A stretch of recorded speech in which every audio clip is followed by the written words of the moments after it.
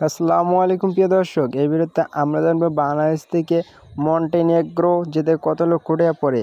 তো প্রিয় দর্শক, ভিডিওটি শুরু করার পূর্বে আপনারা আমাদের চ্যানেল নতুন হয়ে থাকলে অনুগ্রহ করে আমাদের চ্যানেলটিকে সাবস্ক্রাইব করুন।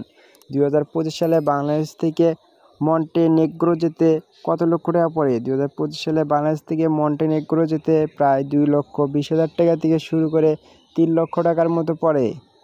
প্রিয় দর্শক, ফ্লাইট খরচ সাধারণত 1,50,000 টাকা থেকে শুরু করে 2 লক্ষ টাকার মতো পড়ে। এটি সাধারণত বাংলাদেশের ঢাকা থেকে তুরস্ক অথবা ইউরোপ হয়ে আপনাদেরকে মন্টেনেগ্রো নিয়ে যাবে। ভিসা ফি কত? ভিসা ফি সাধারণত 10,000 টাকা। এটি সেঙ্গেন ভিসা।